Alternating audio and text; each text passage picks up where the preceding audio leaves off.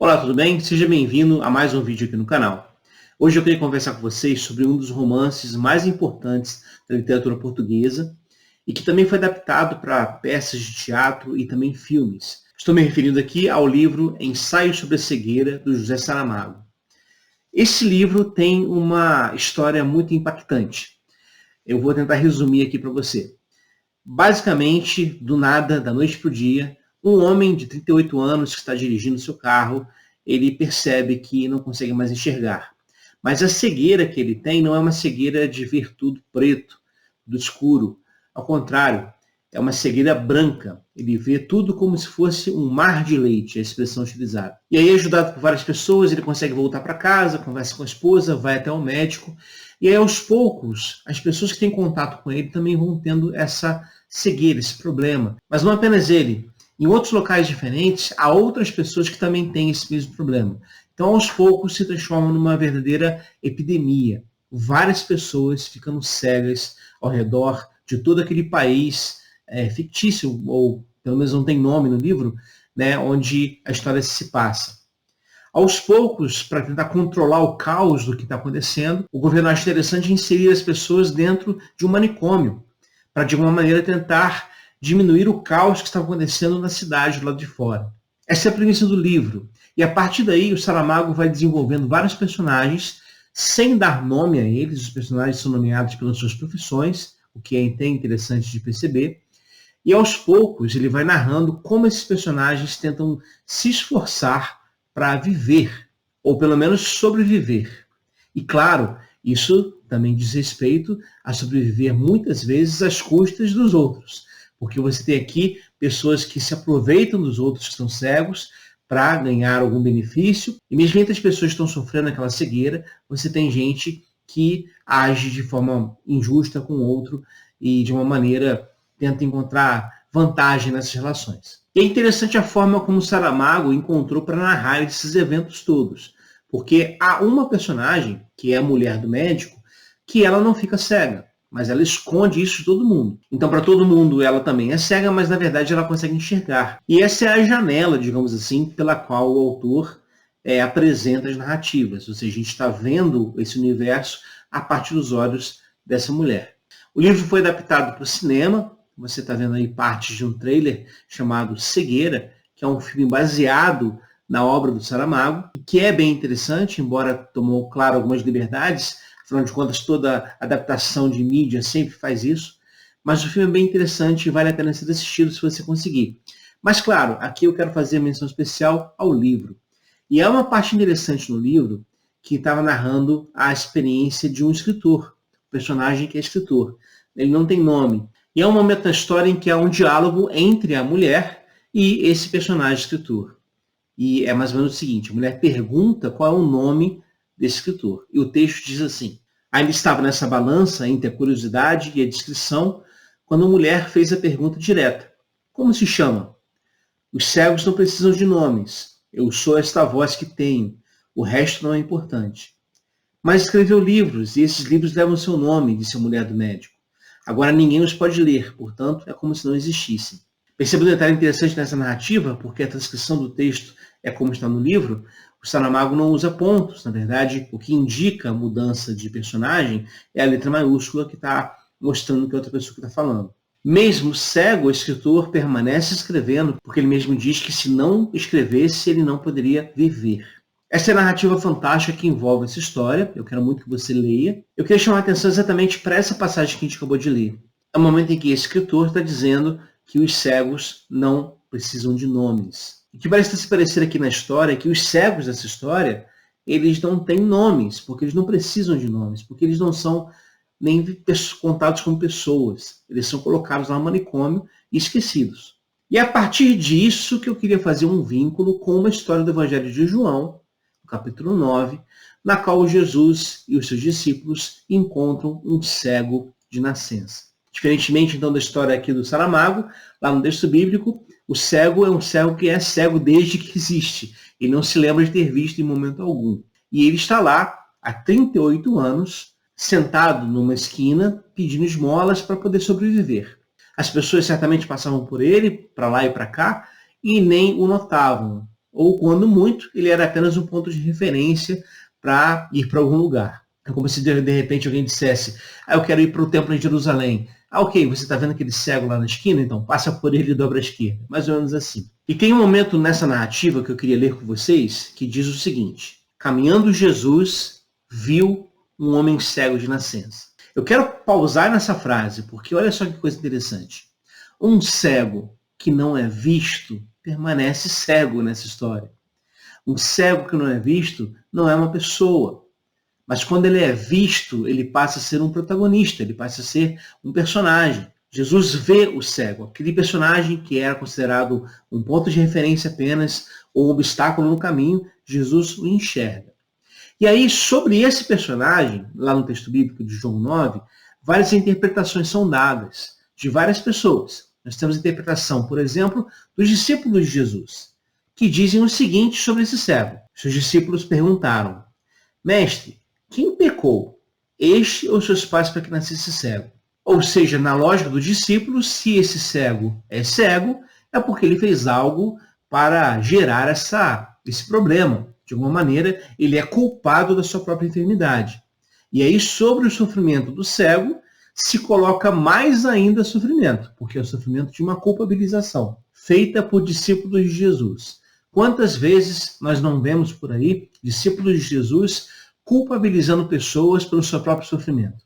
É claro que eu não estou aqui dizendo que as nossas ações não têm consequências, certamente tem. Mas diante do sofrimento de alguém, estabelecer culpa sobre esse alguém é, no mínimo, uma maldade muito grande. E é o que os discípulos aqui de Jesus estão fazendo. Eles estão olhando para o cego e dizendo, se ele está assim, é porque mereceu. Há uma outra interpretação que é dada por um outro grupo em relação a esse cego, que são os seus vizinhos, gente que o conhecia de vista. Diz o texto que quando o cego foi curado por Jesus, os seus vizinhos e aqueles que o conheciam de vista não o conheceram. Então, os vizinhos e os que dantes o conheciam de vista, como mendigo, perguntavam, não é este que estava sentado pedindo esmolas? Uns diziam, é ele. Outros, não, mas se parece com ele. E ele mesmo, porém, dizia, sou eu. Olha que coisa interessante. Essas pessoas aqui interpretam quem sofre, interpretam o cego à distância. Não querem nem chegar perto. Conhecem de vista. E aí, quando de alguma maneira há uma ação do próprio Jesus para curá-lo, essas pessoas não mais o reconhecem. É gente que não está, de fato, se envolvendo com os outros. É um segundo tipo de interpretação e postura. Há um terceiro tipo aqui de interpretação, que é dos fariseus e doutores da lei, os teólogos da época, os religiosos da época, que nós já comentamos aqui no canal algumas vezes. E abrindo parênteses aqui, eu sou professor de teologia, mas eu garanto a vocês que Mário Quintana está certo, quando afirma que o caminho mais longo para se chegar até Deus é a teologia. Mas fechando esse parênteses e voltando para a narrativa, nós temos aqui esses teólogos, que estão encontrando um grande problema no que Jesus fez. Jesus curou aquele cego, mas o curou no dia de sábado. E segundo a narrativa, lá da lei de Moisés, o sábado deveria ser um dia de descanso absoluto, de qualquer tipo de atividade ser cessada, inclusive essas atividades que gerariam bem a alguém. Aliás, em várias ocasiões nós temos no texto bíblico os embates entre Jesus e os fariseus exatamente pela questão do sábado. Jesus parece que faz de propósito, ele curava pessoas no sábado e isso gerava uma reação dos fariseus que iam reclamar com ele porque ele estava, de alguma maneira, rompendo com aquela legislação e destruindo a própria lei de Moisés. E várias vezes Jesus tem que dizer aos fariseus o seguinte, o sábado foi feito para o ser humano e não o ser humano para o sábado. Ou seja, vocês estão invertendo a ordem, vocês estão colocando a legislação, a doutrina, o dogma acima da vida. E quando isso acontece, os cegos permanecem cegos no caminho. O texto diz o seguinte, era sábado o dia em que Jesus fez o lodo e lhes abriu os olhos. Então os fariseus, por sua vez, lhe perguntaram como chegar a ver. Ao que lhes respondeu, aplicou lodo aos meus olhos, lavei-me e estou vendo. Por isso alguns dos fariseus diziam, esse homem não é de Deus, porque não guarda o sábado. Diziam outros, como pode um homem pecador fazer tamanhos sinais? E houve dissensão entre eles. De novo perguntaram ao cego, que dizes tu a respeito dele, visto que te abriu os olhos? Que é profeta, respondeu ele.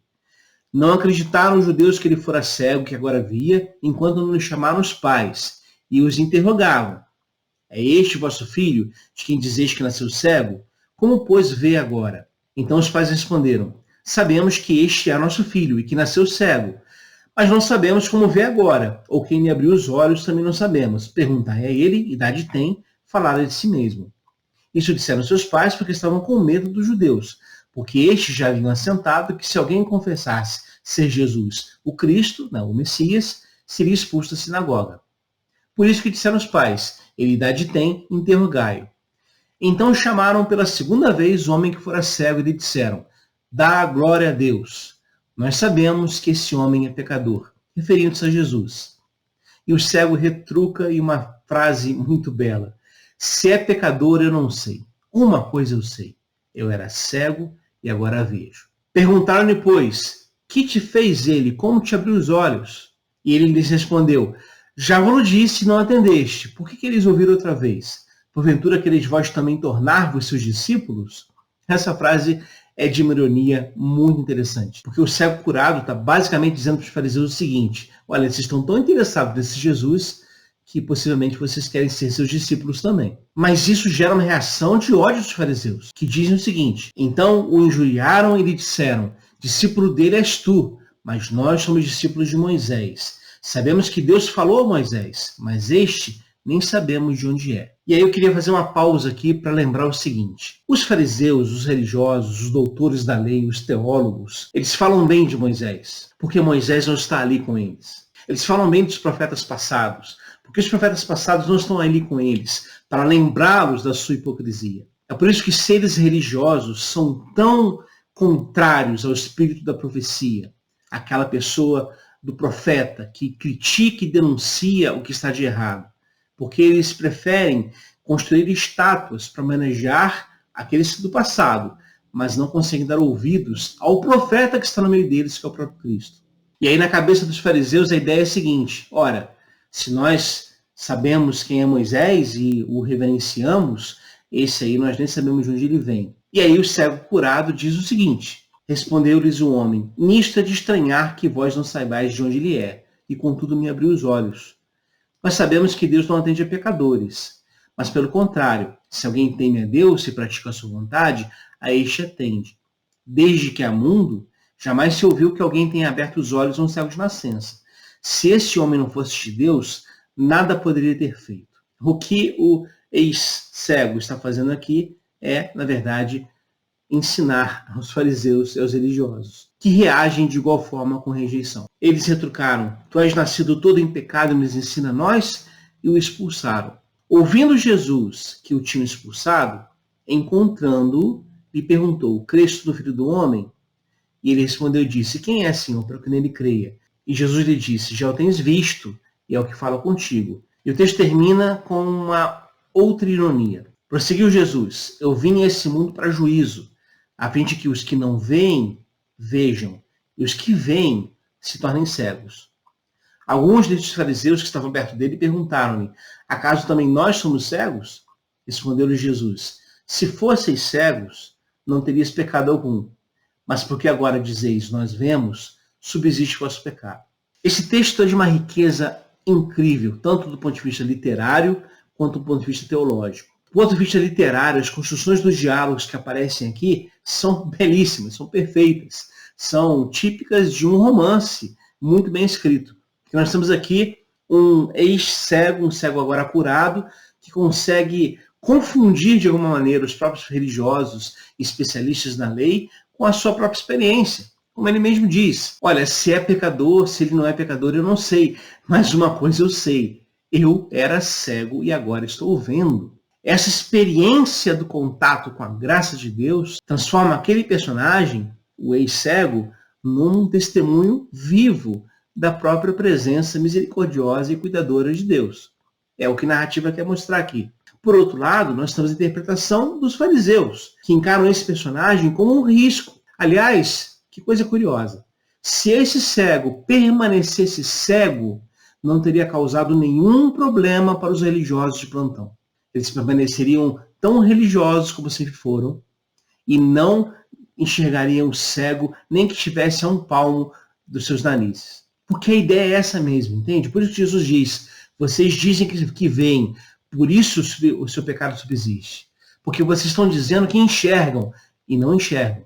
Porque vocês não enxergaram esse cego. Eu o enxerguei. Por causa da minha ação é que ele pode ver. Mas essa ação de Jesus, misericordiosa, repleta de graça, gera no coração do ser religioso um ódio e uma repulsa enorme. Porque é como se, de alguma maneira, a graça de Deus invadisse um espaço sagrado, destruísse a liturgia daquele lugar, e aqueles que controlam a liturgia, ou que pelo menos que queiram controlá-la, se sentissem ameaçados por essa presença divina naquele espaço. E é o que acontece mesmo. É nesse sentido que a gente também pode encontrar elos com a obra do Saramago.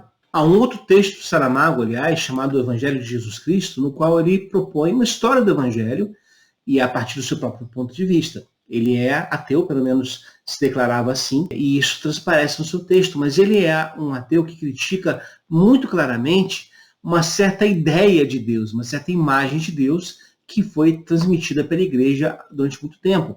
Então, por exemplo, nesse texto, o Saramago vai questionar constantemente a ideia de um Deus punitivo, de um Deus vigilante, de um Deus que está esperando o ser humano errar para castigá-lo com toda a força que ele tem. Ora, nesse sentido, ele se encontra em muita consonância com o próprio Deus que Jesus anuncia a partir do seu próprio ministério. Mas isso é um assunto para outro vídeo. Eu só quero voltar aqui no assunto do cego que foi curado por Jesus e das interpretações múltiplas que são lançadas sobre ele. Por que isso é importante? Porque nós também interpretamos pessoas. E a nossa forma de agir para com essas pessoas está diretamente ligada à forma como nós interpretamos essas pessoas. Nós podemos interpretá-las, por exemplo, a partir do olhar distante, de gente que conhece de vista. Ou mesmo de um familiar, mas como diz lá o texto bíblico, de pais que nem querem saber do filho. Idade ele tem, perguntem para ele, a gente não quer se envolver. Ou quem sabe a nossa interpretação seja exatamente a interpretação dos próprios discípulos de Jesus, que acabam por sua tentativa de justificar o injustificável, colocando peso sobre os ombros dos outros. Uma culpabilização extrema que não deveria fazer parte do nosso diálogo, da nossa fala. Por outro lado, a gente também pode, muitas vezes, cair na interpretação farisaica, que é essa interpretação que não enxerga cegos, só enxerga quando eles são curados, porque aí eles viram um problema para a religião. Diante disso, e a partir de tudo que falamos aqui, eu espero que a gente consiga enxergar os outros a partir de um olhar mais humanizador. Cegos precisam ser enxergados. E claro que eu estou falando aqui, gente, de forma mais ampla possível, e não apenas literal. Quem são os cegos do caminho? São todos aqueles que precisam de ajuda, precisam de apoio, precisam de suporte, precisam de companheirismo, precisam de braços acolhedores. Essas pessoas são nossos irmãos e irmãs. Essas pessoas precisam ser tratadas, precisam ser humanizadas, precisam ser enxergadas. Pois quando nós enxergamos alguém, nós estamos exercendo amor por esse alguém. É por isso que Gustavo Gutierrez diz que o primeiro ato da nossa espiritualidade cristã é dar pão a quem tem fome, dar água a quem tem sede, vestir os nus, acolher os estrangeiros, visitar os presos, ter misericórdia, ter compaixão. Essa é a ação que a gente precisaria desenvolver para que, de alguma maneira, a gente possa criar um espaço mais humanizador da nossa própria sociedade. Há cegos pelo caminho. E a ideia que esse texto transmite a nós é o seguinte: o que faremos com eles? Vamos trancafiá-los em manicômios isolados? Ou vamos enxergá-los? E, a partir disso, providenciar cura de alguma maneira? Essa é a pergunta desse vídeo. Bom, é isso, pessoal. Espero que vocês tenham gostado de mais esse vídeo. Se você gostou, curta o vídeo, compartilhe o conteúdo. É importante que você faça isso para o canal crescer aos pouquinhos. Estamos crescendo, isso é muito bom. É ótimo ver aqui vários novos inscritos no canal. A cada semana tem gente nova chegando. Sejam muito bem-vindos, aliás, o espaço de vocês. Então aproveitem esse espaço aqui de comentários, de outros vídeos também. Se vocês desejarem um vídeo especial sobre uma temática especial, coloque nos comentários se a gente vai gerar esses vídeos, ok? Então, gente, muito obrigado pela presença de vocês. Um abraço e até o próximo vídeo.